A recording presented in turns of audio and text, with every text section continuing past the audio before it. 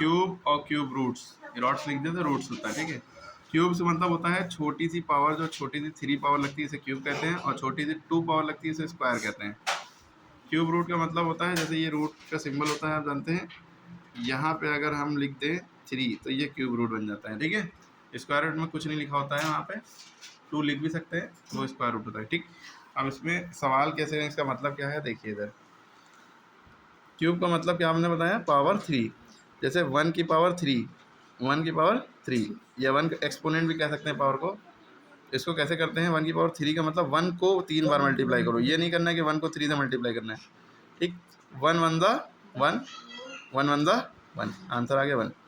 अच्छा 2 की पावर 3 है, अच्छा 2 की पावर 2 का मतलब क्या होता था, 2 इंटू 2, इसे 2 स्क्वायर पढ़ते थे, 2 का स्क्वायर। तो 2 के पावर 2 मतलब 2 को 2 बार मल्टीप्लाई करें, 2 टू द 4। लेकिन यहाँ पे कितना है, 2 की पावर 3, यानी 2 को 3 बार मल्टीप्लाई करें, 1 बार, 2 बार और 3 बार। और करेंगे कैसे, 2 टू द 4 जो कि आया था, यहाँ तक 4 हो गया, 4 टू द 8, यानी कि 2 का क्यूब कितना होता है, 8। अब 3 का क्यूब यानी कि 3 को 2 बार मल्टीप्लाई, 3 को 3 बार मल्टीप्लाई करना, 1 2 3, 3 3 दा 9, 9 3 दा 27। 4 का क्यूब का मतलब,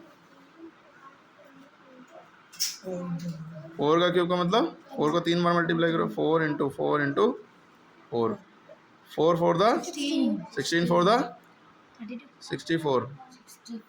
अगर 4 4 दा 16 आपने किया, उसके बाद 16 को 4 से मल्टीप्लाई, जैसे मान लीजिए इसको ऐसे सॉल्व कर रहे हैं, 4 4 दा आपने कितना किया, 16, यहाँ पे लिख दिया, उसके आगे 4 है। अब 16 को 4 से मल्टीप्लाई करना है, मान लीजिए 16 का 4 का टेबल नहीं आता, 16 4 दा, तो आप 16 ऊपर लिखिए, 4 नीचे लिखिए और मल्टीप्लाई कर दिए, 4 6 दा 24, कैरी लगा 2, 4 1 दा 4, 4 2 6, 64 आ गया, 16 4 दा 64।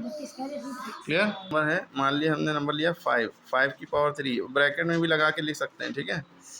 5 की पावर 3 का मतलब 5 इंटू 5 इंटू 5, ठीक है। अब ये होगा कैसे, 5 5 दा 25, 25 को 5 से मल्टीप्लाई करना है, होता तो 125 है, वरना आप ऐसे कर सकते हैं, 5 5 दा 25, कैरी लगा 2 5 10, तो दोबारा ये हो गया 125।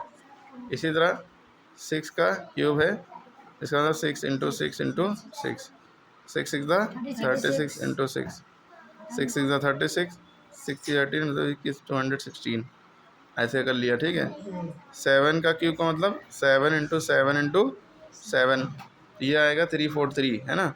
7 7 दा 49 इंटू 7, है ना, ये वाला 7 बचा। अब इसको इससे मल्टीप्लाई करेंगे, 343 आएगा, कैसे करेंगे देखें, 49 इंटू 7, 49 को 7 से मल्टीप्लाई करें, 7 9 दा 63, 7 4 दा 28 और 6 34, ठीक, ये आ गया 7 का क्यूब।